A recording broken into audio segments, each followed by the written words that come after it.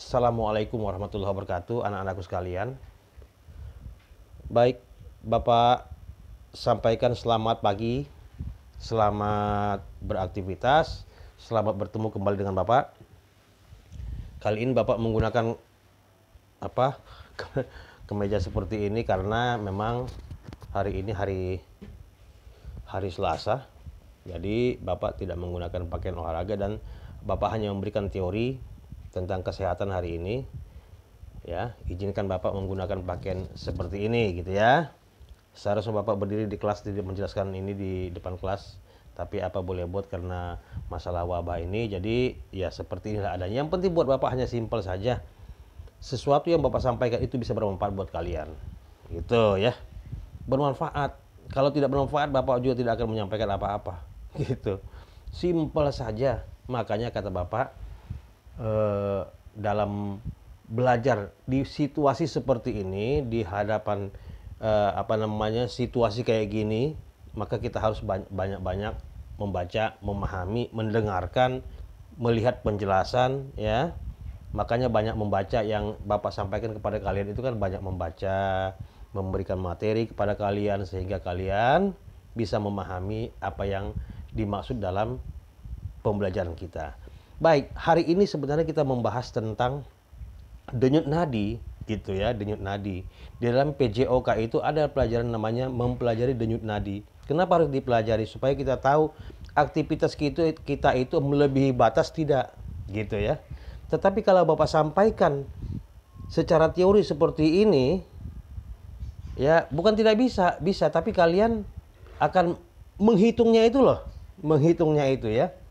Nggak sulit sebenarnya, tetapi Bapak kemarin mencoba itu di virtual, di sebuah sekolah itu ternyata memang mengalami kejenuhan karena tidak praktek langsung gitu ya.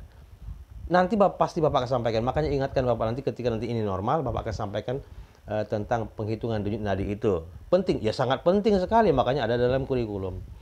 Tetapi untuk menjurus ke sana, yang Bapak akan tanamkan kepada kalian yang bermanfaat saat ini untuk kalian, ya, yaitu mengenai menjaga kesehatan dan kebugaran.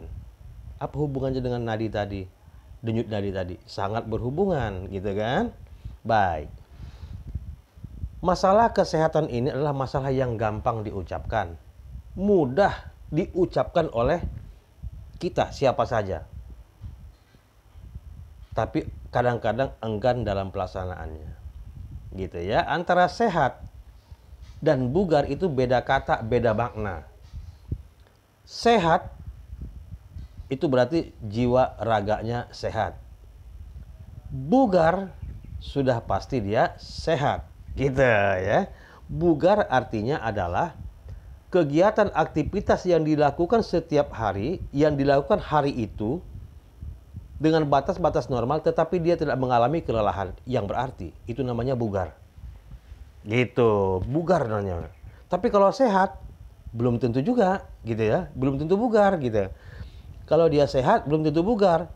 Ada orang sehat melaksanakan kegiatan sehari-hari, tetapi dia merasakan kejenuhan atau kelelahan. Sehat dianya. Nah, berarti dia tidak kurang bugar maksudnya, gitu ya. Jadi pemahamannya itu ya inilah yang harus kita pelajari baik-baik. Oke. Nah, hubungannya dengan kebugaran, dengan kesehatan nanti kita bahas satu persatu. Bagaimana agar posisi keadaan tubuh kita agar bugar setiap hari? Yang pertama yang kalian harus jaga adalah konsumsi makanan-makanan yang sehat. Ya, anak-anakku sekalian, di zaman modern seperti ini terlalu banyak kita menyimpelkan, simpel makanan-makanan siap saji. Ya, terlalu banyak. Apalagi zaman sekarang ini, aduh itu makanan. Makanan ya bukan berarti harus kenyang terus. Makanan kenyang belum tentu menyehatkan. Makanya ada di dalam pelajaran kita itu mengatakan 4 sehat 5 sempurna. 4 sehat 5 sempurna.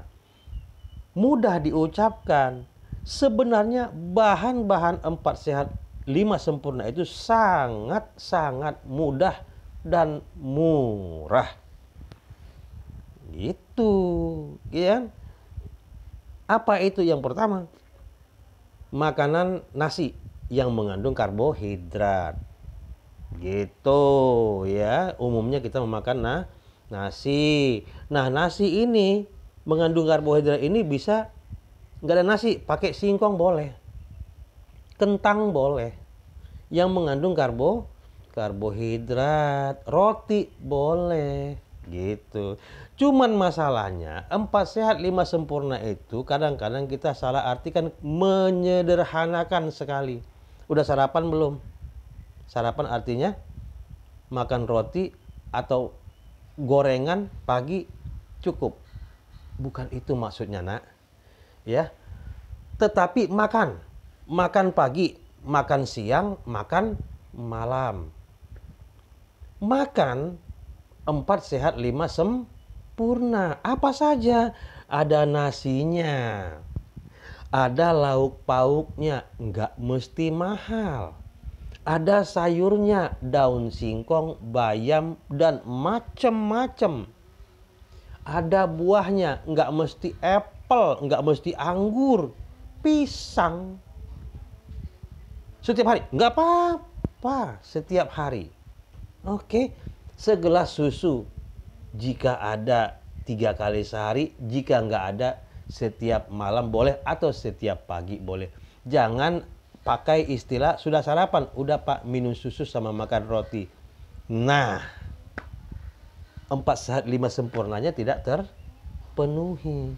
Siang begitu juga, malam begitu juga. Bukan harus kenyang, enggak juga, tetapi rutin.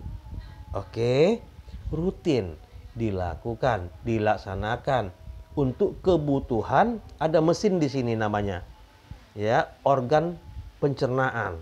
Ya, organ pencernaan itu butuh yang namanya karbohidrat, sayuran untuk mengolah di sini pencernaan dan bervitamin serta bermineral. Ada lauk pauknya yang mengandung yang disebut dengan protein. Ya, nanti akan kita bahas banyak apa itu yang mengandung karbohidrat, apa saja, manfaatnya apa saja, apa itu yang namanya protein. Dari mana kita dapatkan protein itu? Ada dari protein hewani dan ada nabati. Dari mana-mana saja kita dapatkan itu banyak. Kemudian ada yang mengandung sayur mayur yang vitamin, mineral segala macam. Dari mana kita dapatkan itu? Banyak, dari daun-daun yang berwarna hijau. Kemudian ada namanya apalagi tadi, karbohidrat, kemudian protein, sayur, buah-buahan. Jangan gengsi makan pisang, jangan gengsi makan pepaya. Setiap hari, enggak mesti banyak, tapi rutin gitu. Yang terakhir susu, segelas susu. Dikatakan sempurna apabila 4 tadi terpenuhi, ya, 4 jenis tadi terpenuhi, 1 ditambah segelas susu setiap hari, setiap kali makan. Tuh, itu namanya 4 sehat 5 sempurna. Ya, apalagi yang kedua, kan begitu, ya. Kita harus paham mengenai ini. Dan supaya dapat dipahami oleh anak-anakku sekalian, yang selanjutnya adalah bagaimana agar tubuh kita bugar dan sehat, yaitu 1 tambahan selain makanan tadi, yaitu yang kedua, tidur harus cukup. Ya, istirahat harus cukup. Ya, istirahat ini harus cukup. Berapa jam satu hari satu malam? Yaitu 8 jam, minimal 8 jam untuk seusia kamu seperti ini, ya. Jangan sampai 12 jam. Mentang-mentang hari Minggu tidur dari pagi sampai sore. Alah. Bukan begitu, ya, setiap hari. Sekalipun tidak ada aktivitas sekolah, gitu, ya. Jangan begadang. Begadang mengurangi kesehatan tubuh kita, mengurangi kegiatan aktivitas fisik kita. Bayangkan orang yang begadang mau ngapa-ngapain, malas kan? Makanya jangan begadang. Kalau kita hitung jam tidur kita, umpamanya jam 12. Ayo, jam 12 kita hitung ya. Berarti hitungannya mulai jam 1, 2, 3, 4, 5. Sholat subuh kan? 5 bangun. Iya kan? Jam 5 bangun. Berapa jam? Baru 5 jam. Kurang dong 3 jam lagi. Nah, berarti kalau tidak bangun subuh, berarti tidak sholat subuh. Nah, ayo. Iya kan? Berdosa. Makanya atur jamnya jam 10. Kita coba hitung mulai jam 10, 11, 12, 1, 2, 3, 4, 5. 7 jam. Jam 5 bangun. Oke? Sholat subuh. Berapa jam? 7 jam istirahat. 1 jam lagi kapan? Nanti siang boleh. Tambahin 1 jam. Nah gitu. Makanya setiap hari tidurlah mulai dari jam 10 malam. Itu setelah sholat isya, habis jam 7, jam setengah 8 sholat isya, nonton TV mungkin sama keluarga, bapak, ayah, dan ibu. Nah setelah jam 10 nggak ada tawar-menawar, tidur.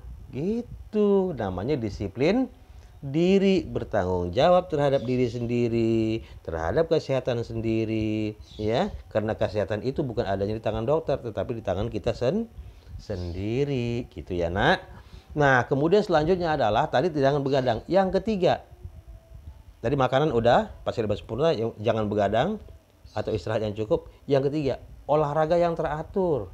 Tuh, bukan olahraga yang banyak, olahraga yang teratur. Makanya Bapak sampaikan di classroom kemarin, beberapa classroom itu Bapak sampaikan supaya kalian setiap hari kalian melaksanakan pemanasan 15 menit satu hari. Setiap hari, bukan cuma foto doang gitu loh ya.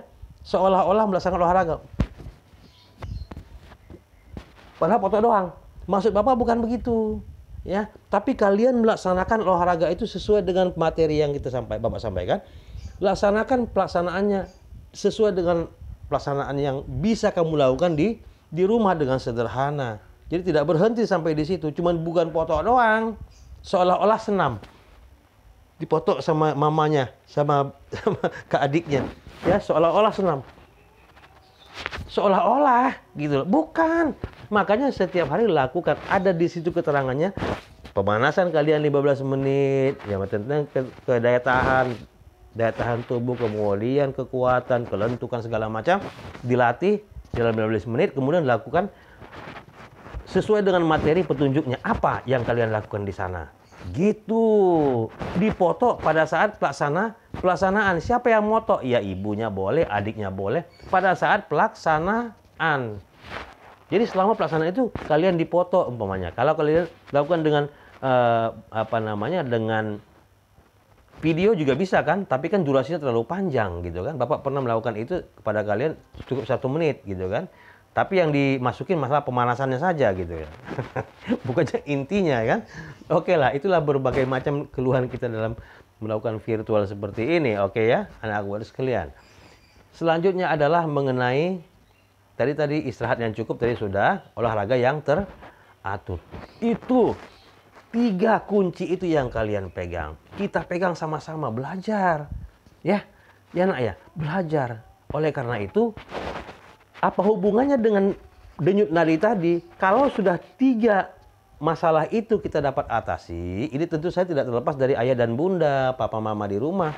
Ya, untuk mengawasi putra-putri kita, anak-anak kita. Minta petunjuk nak sama ayah dan ibu di rumah. Minta petunjuk, Bu, jam berapa saya tidur seharusnya? Mama, jam berapa saya tidur bunda? Bapak, ayah, jam berapa saya tidur harusnya? Kata Pak Guru jam 10 malam harus tidur. Tanyakan lagi. Gitu kan nggak apa-apa dong, namanya curhat sama bapak dan ibu demi kesehatan kita bersama kan begitu. Iya kan? Nah, oleh karena itu Bapak hanya menyampaikan kepada kalian bahwa kesehatan itu sangat penting. Ya. Apalagi di posisi seperti ini, ya. Waduh, pokoknya harus kita menjaga masing-masing kesehatan kita sendiri. Baik, ini saja yang Bapak sampaikan kepada kalian. Semoga bermanfaat.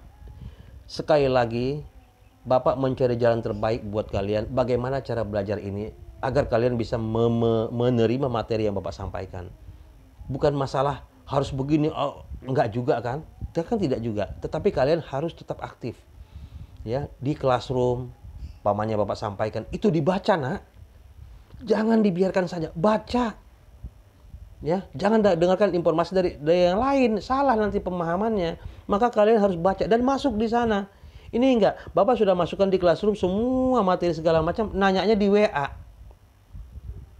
Iya kan? Pak, yang dikerjakan apa? Loh, materinya dibaca apa enggak, Nak? Ya, mbok dibaca. Tugasnya apa? Ya dibaca. Gitu. Kalau nggak paham baru tanya. Gitu. Jangan belum apa-apa, Bapak belum ngirim tugas. Belum ngirim materi. Nge-WA, Pak, tugasnya apa? Nah, loh, jangan begitu, Nak. Jangan. Ikuti prosedurnya supaya paham. Selangkah demi selangkah. Demikian yang Bapak sampaikan tentang kebugaran hari ini berhubungan dengan denyut nadi sebelum dan sesudah melakukan olahraga. Nanti denyut nadinya nanti kita hitung pada saat praktek, lebih mudah. Ya, lebih mudah. Nah, makanya Bapak tadi menyampaikan sesuatu, jangan sampai ya materi hari ini lewat begitu saja, tapi Bapak rangkai dengan kebugaran dan kesehatan kita. Baik, demikian. Assalamualaikum warahmatullahi wabarakatuh.